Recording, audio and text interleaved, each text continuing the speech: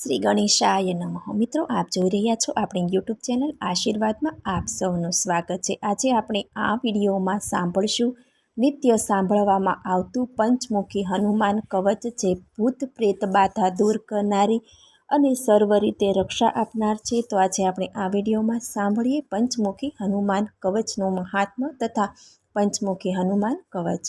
પંચમુખી હનુમાન કવચનો નિત્ય એક પાઠ કરવાથી સર્વ શત્રુઓનો નાશ થાય.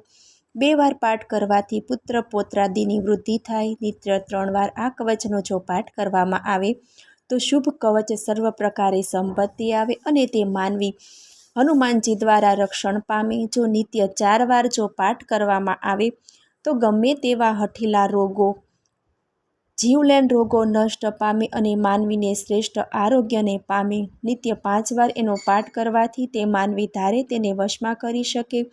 નિત્ય 6 વાર પાઠ કરવાથી સર્વદેવોની કૃપા તેના પર ઉતરે. નિત્ય 7 વાર પાઠ કરવાથી તે માનવી તમામ પ્રકારના સુખ સંપત્તિ મેળવે. નિત્ય 8 વાર પાઠ કરવાથી તેની તમામ મનોકામના પૂર્ણ થાય. નિત્ય 9 વાર પાઠ કરવાથી રાજ સન્માન પ્રાપ્ત થાય.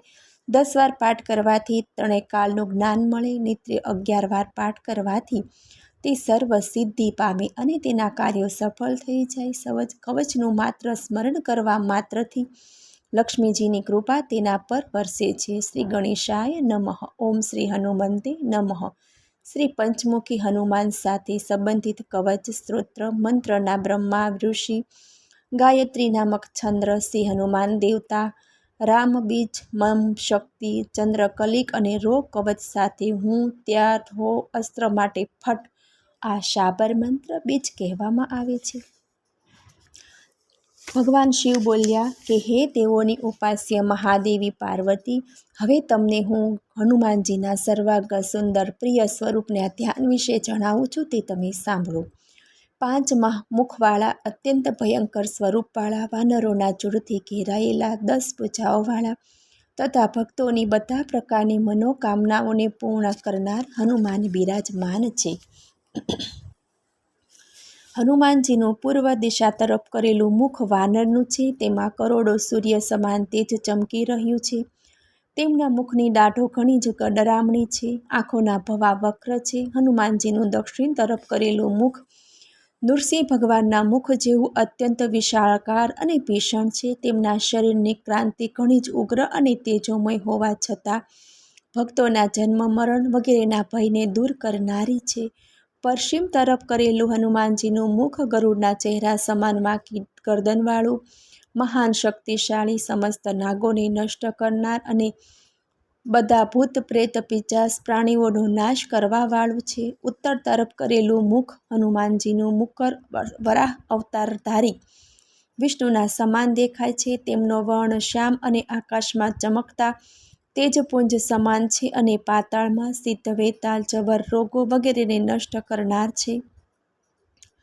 હનુમાનજીનું ઉપર આકાશ તરફ લક્ષ કરેલું મુખ અશ્વિની કુમારો તથા ભગવાન હયગ્રીવ જેવા ઘોડાની આકૃતિવાળું ભયંકર તથા દાનવોના નાશ કરવાવાળું છે.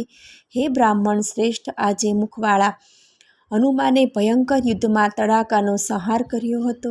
આ ઘોડાની આકૃતિ સમાન મુખવાળા હનુમાન કષ્ટોથી ઘેરાયેલા ભક્તો માટે એકમાત્ર શરણ આપનારા છે. આવા 5 મુખવાળા 11મા રુદ્ર કહેવાતા હનુમાનજી કયા ઘણા દયાળુ છે.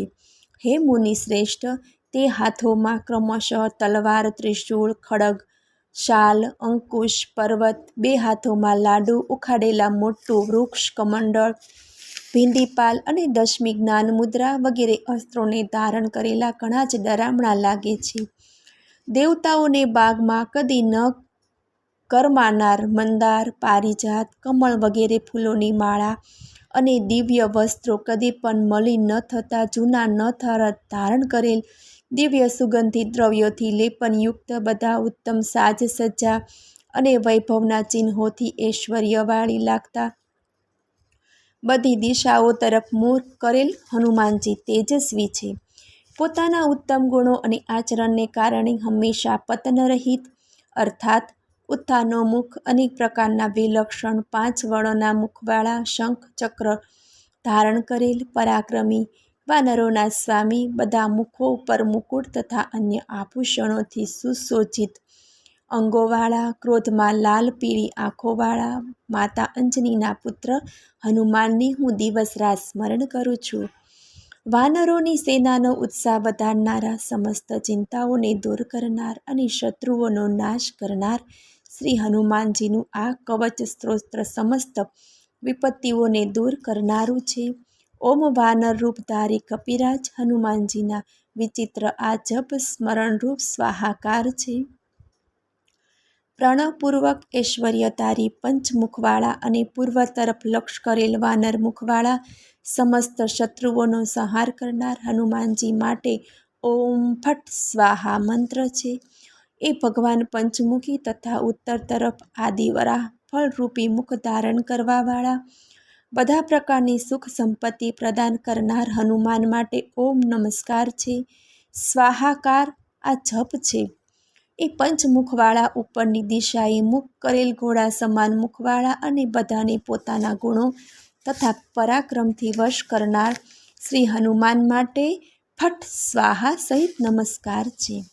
કવચ મહાત્મય.